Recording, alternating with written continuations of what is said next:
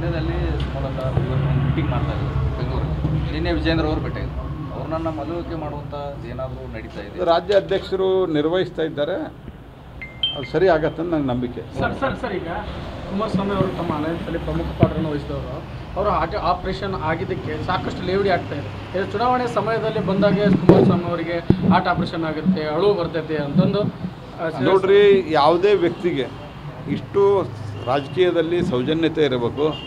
ಅದು ಯಾವ ಮಟ್ಟದ್ದಾದರೂ ಸಹಿತ ಯಾರಿಗೊಬ್ಬರಿಗೆ ಆರೋಗ್ಯ ಕೆಡ್ತದೆ, ಯಾರೋ ಒಬ್ಬರ ಮನೆಯೊಳಗೆ ತೀರಿ ಹೋಗ್ತಾರೆ, ಅದರಲ್ಲೂ ಸಹಿತ ಕೆಟ್ಟದ್ದು ಮಾತಾಡೋದು ಏನಿದೆ ಅಲ್ಲ, ಯಾರೇ ಇರಲಿ, ನಮ್ಮ ವಿರೋಧಿನೂ ಇರಲಿ, ನಾಳೆ ಯಾರೋ ಅಕಸ್ಮಾತ್ ಕಾಂಗ್ರೆಸ್ ಪಾರ್ಟಿಯವ್ರಿಗೂ ಏನಾದರೂ ಹಾರ್ಟ್ ಪ್ರಾಬ್ಲಮ್ ಮತ್ತೊಂದು ಯಾರ್ದೋ ಆಗಿ, ಯಾರಿಗೂ ಆಗ್ಬೇಕಂತ ನಾವು ಬಯಸ್ತಾ ಇಲ್ಲ, ಅವ್ರಿಗೆ ತೊಂದರೆ ಅದು ನಾವು ಸಹಾನುಭೂತಿ ವ್ಯಕ್ತಪಡಿಸ್ಬೇಕು.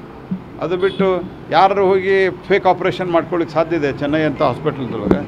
ಈ ರೀತಿ ಕ್ಷುಲ್ಲಕತನದ ಮಾತುಗಳು ಸರಿಯಲ್ಲ. ಇದು 4 ದಿನದಾಗ ಹೆಂಗೆ ಬರ್ತಾರೆ ಹಾರ್ಟ್ ಆಪರೇಷನ್ 1 ತಿಂಗಳು ರೆಸ್ಟ್ ಮಾಡಬೇಕು ನೋಡ್ರಿ, ಆ ರೀತಿ ಇಲ್ಲ. ಈಗ ಈ ಸಾಕಷ್ಟು ಬದಲಾವಣೆಗಳಾಗ್ಯಾವ ಮೆಡಿಕಲ್ ಸೈನ್ಸ್ ಟೆಕ್ನಾಲಜಿಯಲ್ಲಿ ಭಾಳಷ್ಟು ಬದಲಾವಣೆಗ್ಯಾವ. ಮೊದಲ ಈ ಬೆನ್ನು ಹುರಿಗೆ ಆಪ್ರೇಷನ್ ಮಾಡಿದ್ರೆ ತಿಂಗಳಾನುಗಟ್ಟಲೆ ಮಲಗ್ತಾಯಿದ್ರು. ಈಗ 2ನೇ ದಿವಸ ಅಡ್ಡಾಡ್ಸೋಕ್ಕೆ ಶುರು ಮಾಡ್ತಾರೆ. ಆಪ್ರೇಷನ್ ಆದ ನೆಕ್ಸ್ಟ್ ಡೇ ಹಾಸ್ಪಿಟಲ್ದಲ್ಲಿ ವಾಕಿಂಗ್ ಮಾಡಿಸ್ತಾರೆ, 3rd ಡೇ ಎಬ್ಬಿಸಿ ಮನೆಗೆ ಕಳಿಸ್ತಾರೆ.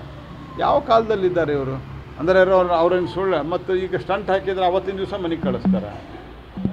ಎಲ್ಲ ಸಂಗತಿಗಳನ್ನು ಅವರು ಸುಳ್ಳು ಹೇಳಿದ್ದಾರೆ ಅಂತ ನಿಮಗೆ ಹೆಂಗೆ ಗೊತ್ತು? ಹಾಸ್ಪಿಟಲ್ದವ್ರು ಸುಳ್ಳು ಹೇಳ್ತಾರೆ. ಈ ರೀತಿ ಕ್ಷುಲ್ಲಕತನ ಮಾಡೋದು ಅಥವಾ ಒಂದು ಮಾನವೀಯತೆಯನ್ನು ಮೀರಿ ವರ್ತಿಸೋದು ಯಾರದೇ ವಿಷಯದೊಳಗೆ ಇರ್ಬೋದು, ನಾವು ಮಾಡೋದು ಸರಿಯಲ್ಲ. Thank you.